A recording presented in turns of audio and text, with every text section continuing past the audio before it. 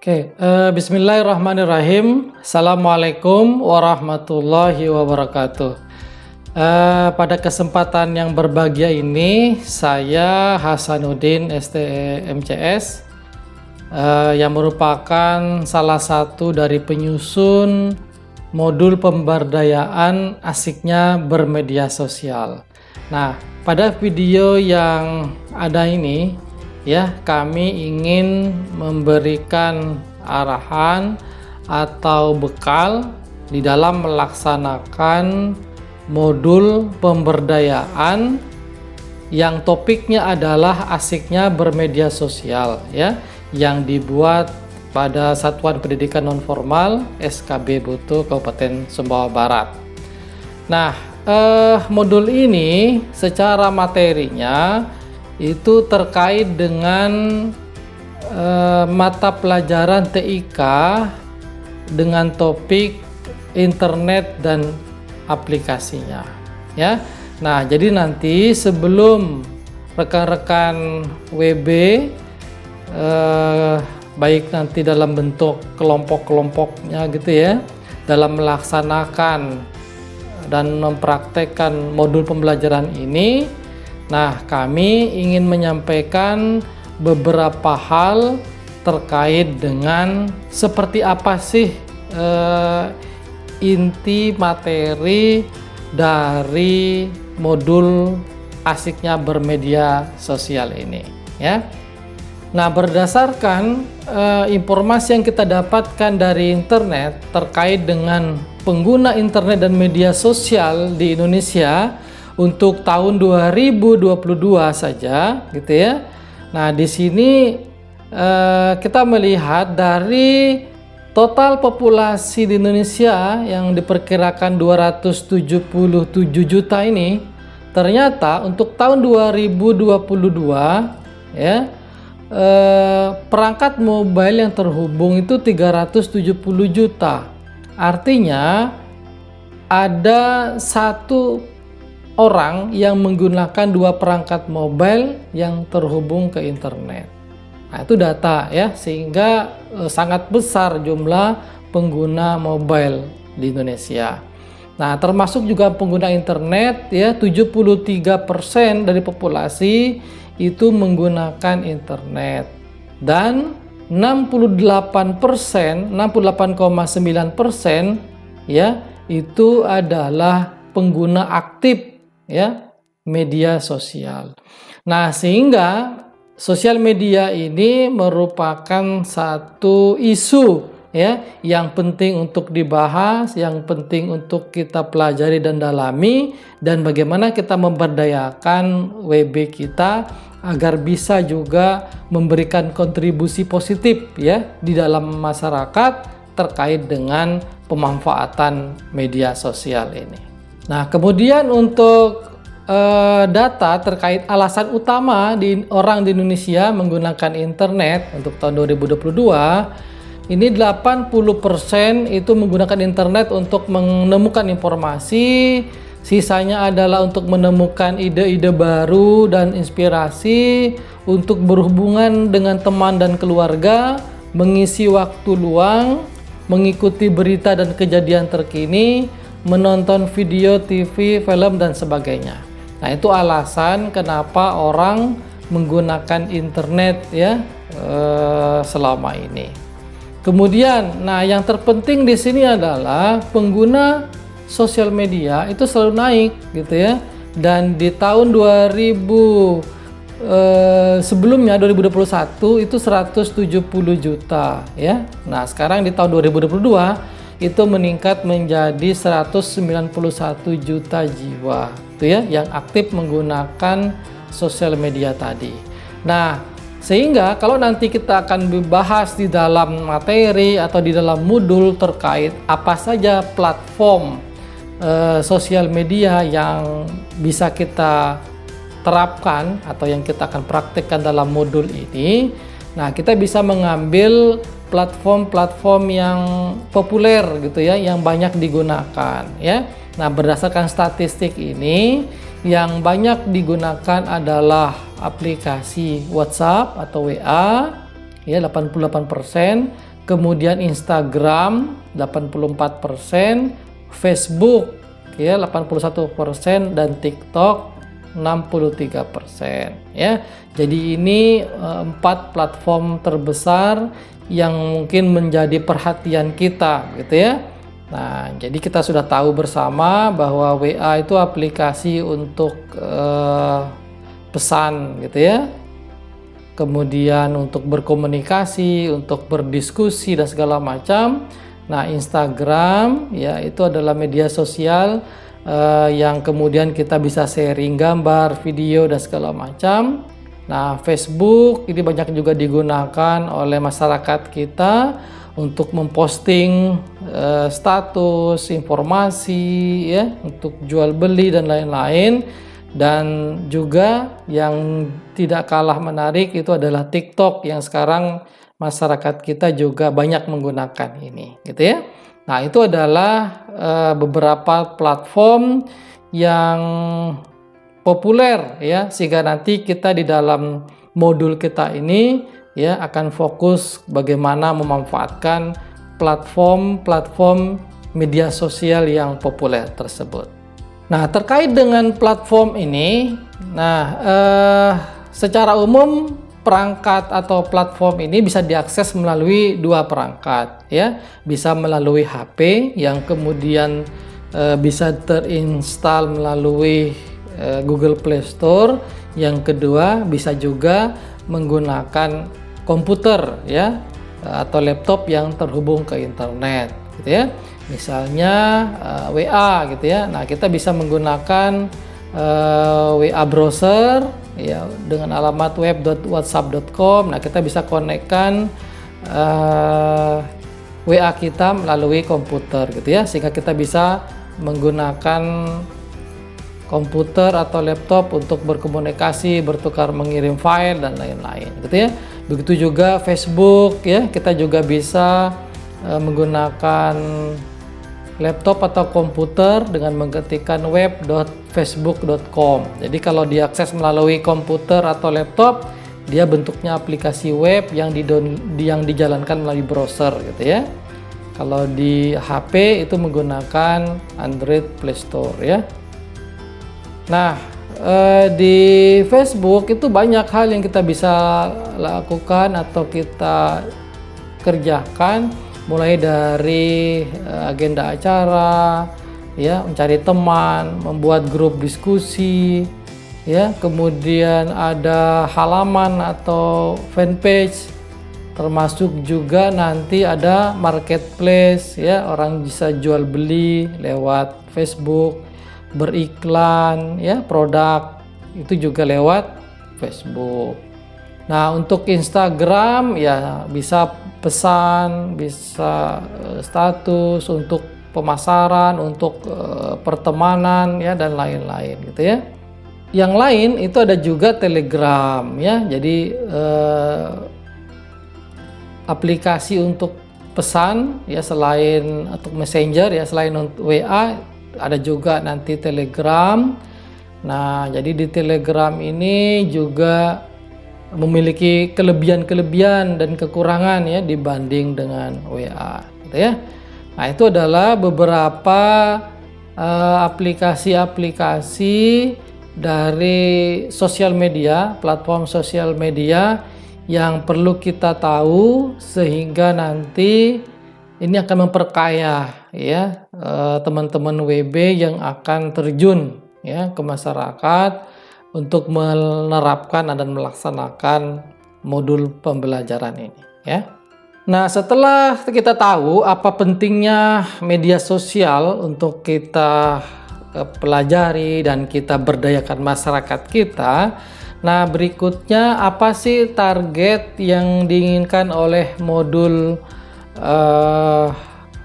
pembelajaran kita ini ya. Nah, di dalam modul bisa didapatkan informasi bahwa untuk tujuan pembelajaran, baik itu nanti kompetensi ataupun indikator, ya ada di sini memahami konsep dasar aman dan nyaman bermedia sosial, kemudian menyimpulkan konsep dasarnya, mengorganisasikan proyeknya, sampai dengan mengimplementasikan proyek tersebut. Nah, jadi di sini ada dua kata kunci yang kita lihat dan kita jumpai di dalam modul ini. Ada kata-kata aman, yang kedua nyaman. Ya, jadi ada kata kunci nyaman bermedia sosial dan aman bermedia sosial. Nah, untuk kategori atau bagian nyaman bermedia sosial, maka kita perlu mengetahui apa saja fitur-fiturnya dari media sosial itu, baik WA maupun Facebook, Instagram, TikTok, Telegram gitu ya. Apa saja fitur-fitur terbarunya. Agar apa? Agar kita nanti bisa mudah dan nyaman menggunakannya. Jadi kita perlu tahu, perlu belajar ya. Kemudian aman bermedia sosial ini ya, kita perlu tahu apa saja yang dilakukan untuk mengamankan, apa saja sih hal-hal yang sering disalahgunakan oleh orang-orang yang tidak baik begitu ya. Nah, termasuk ketika ada modus-modus penipuan, bagaimana kita bisa mengantisipasi dan mengenali sehingga kita tidak tertipu, dan masyarakat kita juga ajak untuk lebih mengantisipasi hal-hal yang tidak diinginkan melalui media sosial ini. Karena orang-orang yang tidak baik di luar sana itu juga mengetahui potensi besar bahwa masyarakat kita banyak yang mengakses media sosial. Nah, terkait dengan bagaimana tips ya agar kita aman dan nyaman berinteraksi di media sosial. Nah, ini saya akan sharing dua buah informasi yang didapatkan dari sumber yang resmi yang bisa dipercaya gitu ya.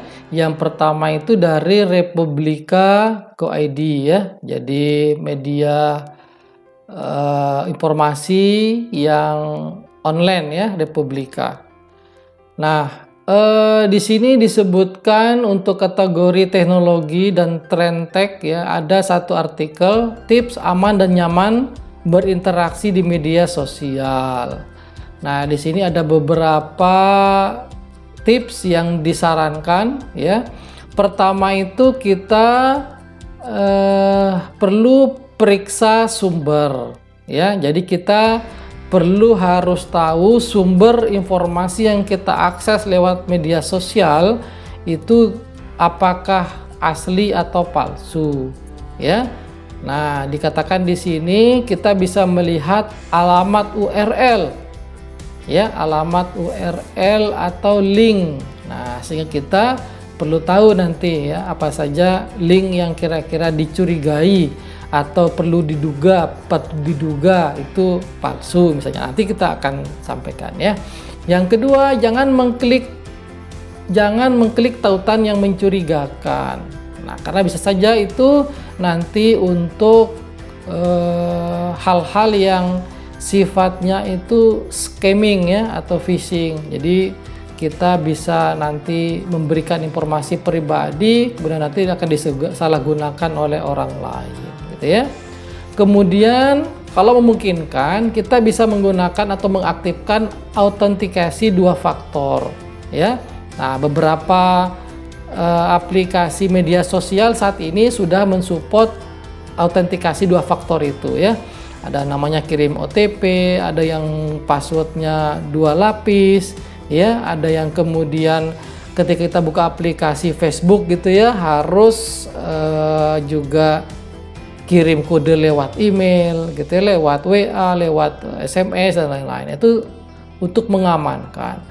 Kemudian laporkan informasi palsu ketika misalnya didapatkan ada informasi palsu, itu dilaporkan ya. Dan beberapa aplikasi sosial media itu memungkinkan untuk kita report gitu ya kalau ada hal-hal yang tidak diinginkan. Kemudian di sini tips yang terakhir dari Republika, hentikan penyebaran. Jadi jangan di-share kalau emang nanti itu sudah kita ketahui bahwa itu tidak benar gitu ya. Nah, itu adalah tips yang disarankan oleh Republika.co.id. Nah, yang kedua di sini ada informasi dari websindo.com ya. Nah, di sini ada 12 tips untuk mengamankan akun media sosial ya. Jadi kita sudah tahu fitur-fitur apa di dalam WA, Facebook ya, Instagram, TikTok, Telegram. Nah, maka berikutnya bagaimana kita perlu mengamankan akun kita ya di media sosial. Pertama, kita gunakan password yang kuat ya, password yang tidak mudah ditebak ya. Misalnya menggunakan tanda @ tanda huruf besar ditambah kombinasi huruf angka dan lain-lain yang tentunya ya tetap masih bisa mudah diingat. Jangan sampai nanti lupa passwordnya. Yang kedua, bedakan password media sosial dengan password email. Karena apa? Karena beberapa email itu kita bisa gunakan untuk akun yang lain ya, seperti akun m-banking, akun untuk transaksi dan lain-lain. Jadi jangan digabung dengan password di media sosial. Kemudian jangan menyimpan password di komputer orang lain atau di perangkat lain yang tidak sering kita gunakan. Nah, kadang kita kalau di dalam menggunakan komputer atau laptop itu sering ditanyakan ya, apakah ini disimpan passwordnya gitu ya. Nah, jadi kalau kita sesekali meminjam atau menggunakan perangkat orang lain, nah jadi tidak usah disimpan passwordnya. Karena kalau disimpan, orang itu tahu kemudian akan menyalahgunakan ya. Terutama kalau teman-teman yang menggunakan misalnya semacam warnet gitu ya. Nah, itu jangan sampai menyimpan passwordnya gitu ya. Kemudian pastikan alamat media sosial itu sudah benar, alamat media sosial kita ya, terutama nanti linknya, karena bisa jadi nanti kalau salah nanti bisa masuk ke alamat yang lain ya. Nah, contoh kasus waktu dulu pernah ada kasus klik BCA gitu ya, klikbca.com, itu ada juga klikminbca.com. Nah, itu kan ternyata ada orang-orang yang memang ingin ya mengantisipasi orang-orang yang salah ketik alamat itu ya, sehingga menjadi disalahgunakan oleh orang lain. Kemudian yang kelima, hindari masuk ke media sosial melalui tautan luar atau melalui link dari luar ya. Link dari WA kita masuk, link dari web kita masuk ke media sosial kita ya. Jadi lebih amannya kita masuk ya dari link yang memang kita ketik sendiri atau dari aplikasi yang kita memang sudah install di HP kita gitu ya. Kemudian masukkan nomor HP sebagai pengaman. Ya, masukkan nomor HP sebagai pengaman. Karena apa? Karena nomor HP itu kan kita sering bawa, kita gunakan gitu ya. Jadi kalau misalnya ada pilihan pengamanan melalui nomor HP, ya udah kita gunakan nomor HP kita saja ya. Kemudian jangan sembarang klik tautan dalam media sosial. Kita tahu bahwa teman kita tidak tahu juga mendapat informasi dari mana, dia asal share. Nah, ketika ada suatu link ya, jangan asal diklik, dicek dulu ya kebenarannya, apakah dia benar atau tidak.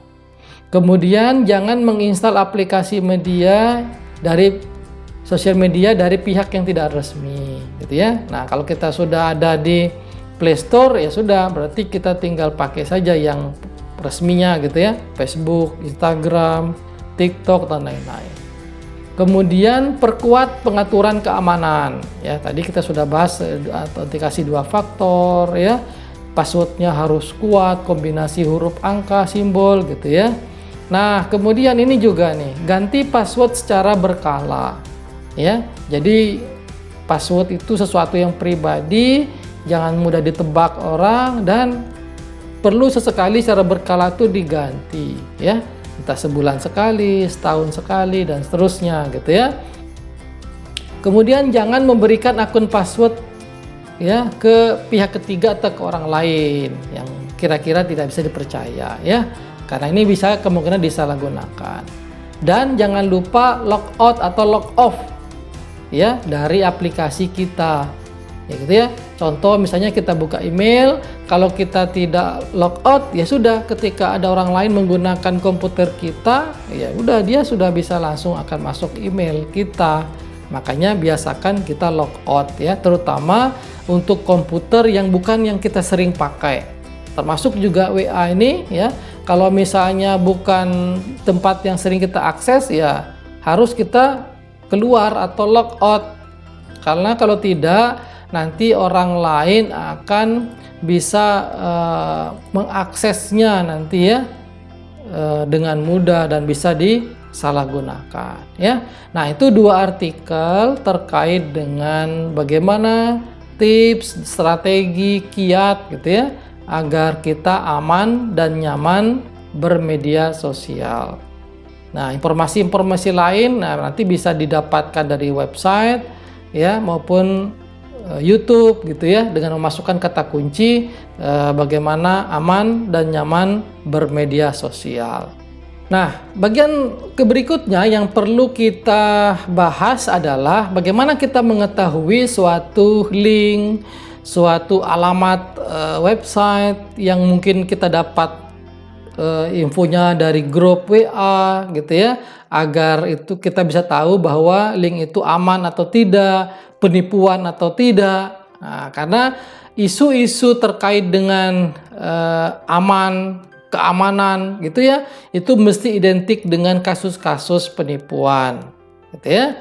Nah, kasus-kasus penipuan itu sebenarnya kita bisa cari ya informasinya di website resmi Kementerian Kominfo ya. Ya, Kementerian Kominfo itu alamatnya di kominfo.go.id. Nah, jadi alamat website untuk pemerintah itu adalah Go.id ya, Government ID. Jadi semua instansi pemerintah ya resminya itu adalah Go.id. Nah, nanti ada Co.id ya, itu untuk perusahaan corporate.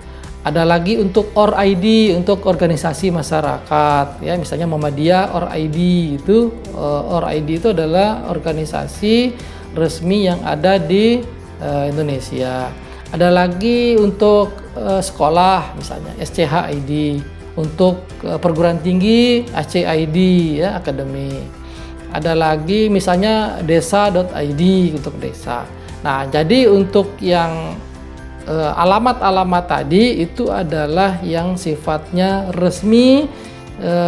Karena apa? Karena seperti Go.id ini kita dalam membuat domainnya ini, alamatnya ini harus menggunakan SK, harus menggunakan dokumen-dokumen legal formal ya. Nah, termasuk juga .com itu juga bisa dikatakan untuk komersial ya, itu untuk yang resmi. Nah, ada beberapa hal yang bisa kita lakukan. Pertama, kita memasukkan kata kunci di Kominfo ya. Apa yang kita mau cari informasi seputar penipuan atau hoaxnya gitu ya. Nah, misalnya contoh ini ya, kita masukkan saja penipuan di sosial media gitu. Nah, akan muncullah banyak hal di sini nih ya. Ada hoax tentang Pertamina membagikan subsidi 3 juta, kemudian PLN 5 juta gitu ya, lowongan kerja dan lain-lain. Nah, ini kita bisa cari di website resminya Kominfo ini ya. Nah, kalau nanti di websitenya ini kok ada tulisan hoax gitu ya, nah maka ini mesti itu satu yang tidak benar. Nah, contoh ini salah satu yang kita bisa lihat misalnya terkait dengan Pertamina membagikan subsidi energi 3 juta misalnya ya. Nah, ini ketika kita buka di sini ini ternyata informasinya hoax gitu ya. Kenapa? Nah, ini kalau saya perbesar nih ya. Nah, ini linknya ini adalah dari yang tidak resmi gitu ya. Nah, ini jadi tautannya itu dari titik top gitu ya. Nah, ini bisa diperhatikan ya. Titik top itu tidak benar, tidak legal, tidak formal seperti Go.id tadi, .com ya, .go.id. Nah, ini .top itu atau .xyz atau apalah namanya, itu tuh salah satu contoh yang kita bisa identifikasi itu tidak benar ini gitu ya. apalagi .xyz, .gg, .cc gitu ya. Nah, itu tidak benar. Nah, bisa juga kita kalau misalnya melihat, oh kalau liputan6.com, nah ini udah pas. Ini memang resmi gitu ya. Nah, pertamina.com bisa juga. Nah, ini resmi pertamina.com. Ya, nah ini. Jadi banyak hal yang kita perlu antisipasi gitu ya. Nah, termasuk kalau dia menggunakan juga seperti ini ya, menggunakan WA, akun WA. Ada juga yang kemudian kasus penipuan mengatasnamakan siapa gitu ya, karena sudah dihack misalnya WA-nya. Nah, itu ya, jadi paling tidak kalau kita punya link, dilihat saja alamatnya, alamat pertama kalinya ya, pertamanya ini ya. Nah, ini. Kalau sudah slash seperti ini kan sudah beda lagi ya. Nah, jadi yang pertamanya ini yang penting nih. Ya, jadi di sini menggunakan titik top. Nah, ini tidak benar. Gitu ya. Oke. Nah, kemudian bisa juga yang lain kita cari dengan kata kunci gitu ya. Kita dapat info dari mana, kita mau lihat gitu ya. Kita cari aja di sini nih. Kalau misalnya ada depannya itu hoax gitu seperti ini, nah ini berarti tidak benar gitu loh. Ya. Apalagi kalau yang mempublish itu adalah website resmi pemerintah, misalnya ini nih, Kominfo Go.id. Nah, ini kan sudah website resmi pemerintah, ya. Kemudian ini lagi Blitar Kota Go.id, ini website resmi Pemda Kota Blitar. Kemudian liputan6.com, nah ini website resmi televisi Liputan 6. Di sini lagi ya, Dinas Kominfo Demak, Kabupaten Demak Go.id, ini resmi. Merdeka.com, ini situs resmi, media resmi ya. Infopublik.id, ini resmi. Nah, itu contoh alamat-alamat yang memang resmi yang kita bisa percaya. Nah, sehingga nanti selain itu kita bisa antisipasi bahwa itu bukan yang resmi. Dan sekali lagi terkait dengan penipuan, baik itu di sosial media atau di website secara umum gitu ya, selalu kuncinya itu mereka minta dana, minta ditransfer gitu ya. Nah, itu sudah secara logika tidak benar itu ya. Ada menang undian, kita suruh bayar dulu, kan tidak masuk akal secara logika gitu ya. Nah, itu ciri khasnya. Mereka minta kita kirim uang atau transfer ya sebelum mendapatkan sesuatu produk atau lainnya, layanan. Nah, itu kita waspadai bahwa itu adalah bagian dari modus penipuan. Gitu ya. Oke, saya rasa itu untuk pengantar dan arahan terkait dengan modul pemberdayaan dengan topik asiknya bermedia sosial. Intinya harapan kami dengan adanya modul ini ya, teman-teman WB sekalian memiliki pemahaman, pengetahuan yang cukup untuk diri sendiri dan kelompoknya terkait bagaimana aman dan nyaman bermedia sosial. Baru selanjutnya bisa menerapkan materi ini atau modul ini di masyarakat atau kelompok tertentu, sehingga tidak hanya kita sendiri yang memahami dan mengetahui ilmu ini, tapi kita juga membagikannya dan memberdayakannya baik ke masyarakat atau di lingkungan keluarga kita masing-masing. Itu saja untuk materi video ini. Kami mengucapkan selamat melaksanakan modul pemberdayaan ini, semoga lancar. Sekian, Assalamualaikum warahmatullahi wabarakatuh.